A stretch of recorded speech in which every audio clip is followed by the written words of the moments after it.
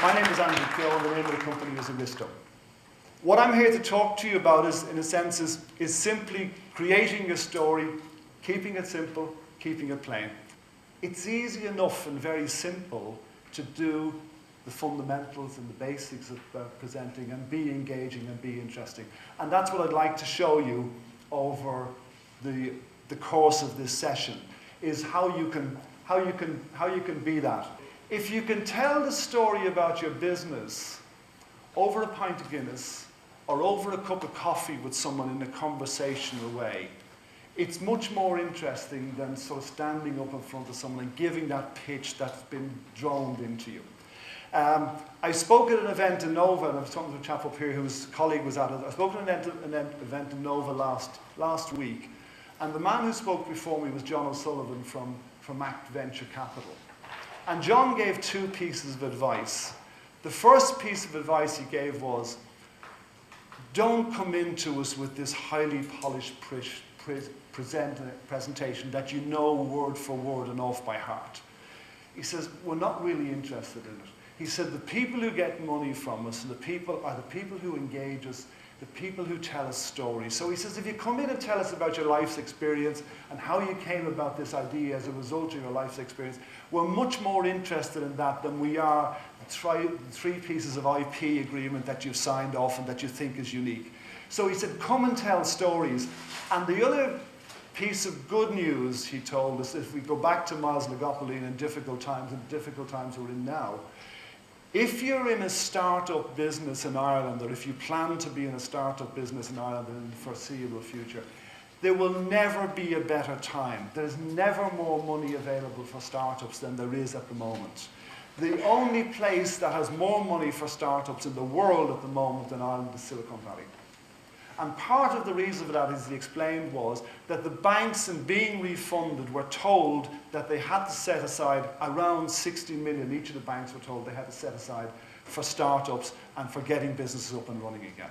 So in terms of you're looking at that, it mightn't be as depressing and it mightn't be as dull as you thought. And that was his two messages.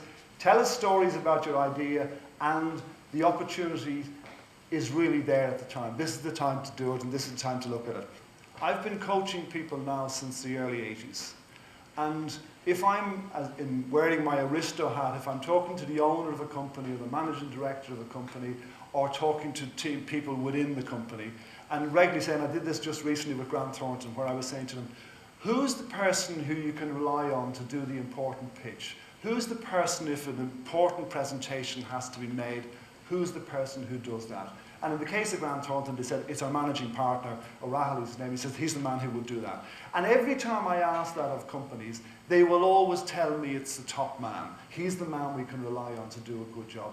I was at an event recently where BT, and the chief executive of BT is an excellent speaker.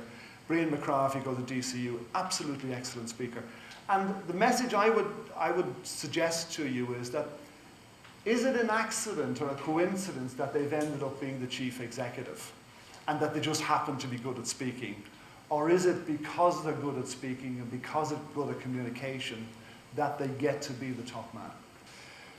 Let me leave you with a final thought. I want you to picture the scene. You're on the banks of the Mississippi.